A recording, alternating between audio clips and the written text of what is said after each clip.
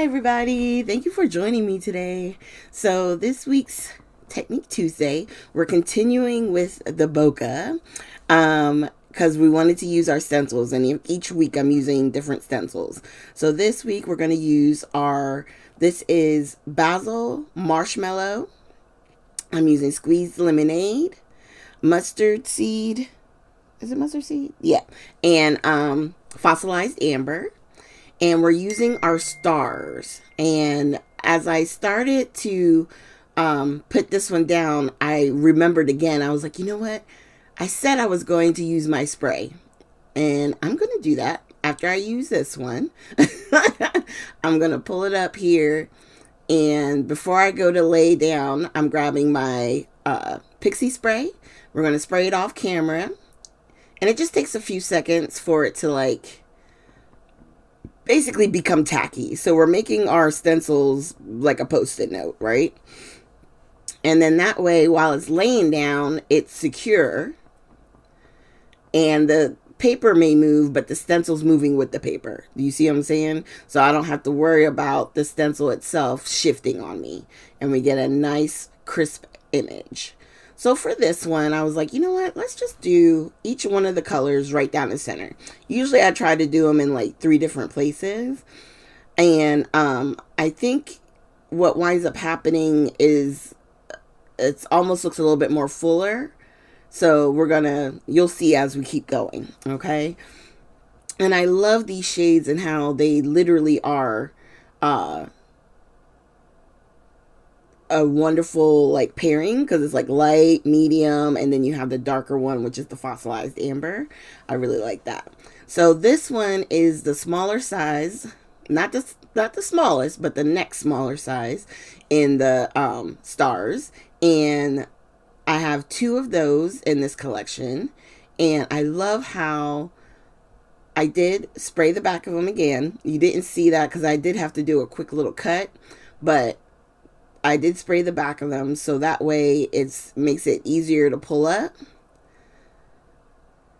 And I love the fact that you can like twist and turn and move them to different places, and you know what I mean? Like, it just gives you so much versatility with these shapes, you know. Now obviously with the hearts, I didn't want any of those to be like upside down, so they definitely had to lay a certain way. But on ones like the circles and the stars, where it doesn't matter, you know what I mean? It could be twisted this way and that way, and the pattern is still going to be, it's going to be pretty. It's going to be like it's natural.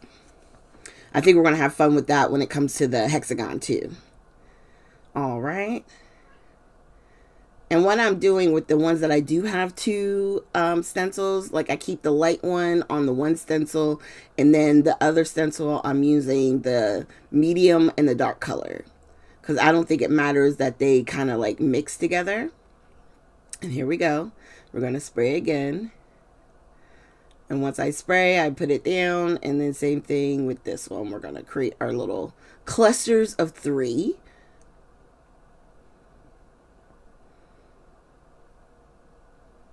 Which I like because it allows us to be able to do more color. You know, the 3 shades that you're using, they're all grouped together.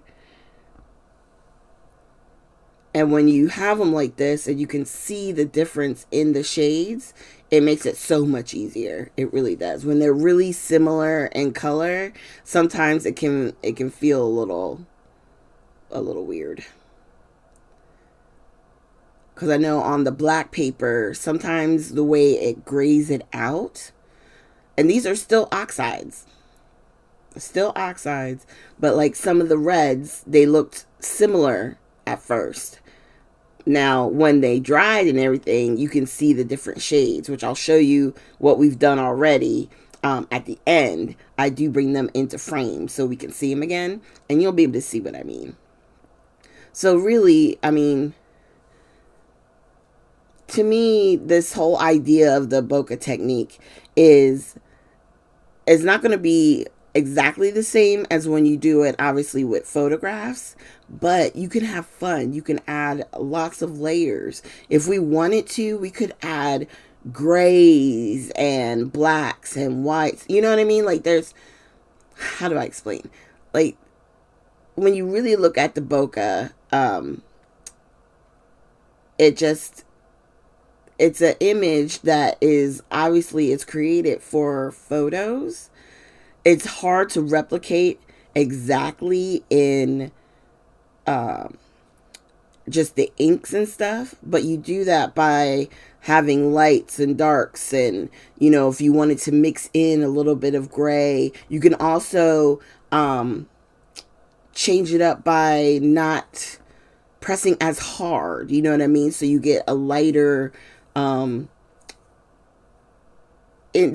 lighter application of color. Do you know what I mean? Now for me on these, I use full-fledged color. I'm pressing down, I'm pressing hard. I want it to look like a solid star. You know what I mean? That's the way that I choose to do these. But like I said, there's always an opportunity to where if you just use a lighter hand, you can create a lighter shade. All right, and I think this is my last one. We're going to pull that up. And look, I mean, starting in the middle and then going outwards, I think it's very full. You know what I mean? And I love how that looks. I love the stars. I think this would be a great background to start for like a graduation or some type of celebratory New Year's. This would be really good. But I wanted to show you something which I didn't do with the other two. We did a different finish on the first one where we used heat embossing. But I was like, I should be splattering because I always splatter. And sometimes I splatter obviously once my photos and stuff are done. But you can splatter beforehand. If you're creating your own background like this, go ahead and splatter while you're doing this part, let it dry, and then when it's time to actually build up and create your focal image, you don't have to worry about it because the splattering is already done. So you don't have to worry about splattering again. There's a lot of people who I watch who do it that way. They don't splatter. Once they're done with their photo, they splatter in the midst of doing their background, and then when they're done, they're done. So that's a good idea too. And on this one, I used fossilized amber, squeezed lemonade, and the black soot. And I love how it turned out. So here are the other two. See, with the hearts, it's like there's 3 shades there, but there's 2 that I think the candied apple and festive berries are very similar, and so they don't look like much difference in between the two. But I hope you guys enjoyed that. Experiment, have fun, splatter, do heat embossing. There's all different things you can do to your backgrounds. And on the next one, I'm super excited. We're going to be using our hexagons, and I can't wait to see you guys with our next video. Have a good one, y'all.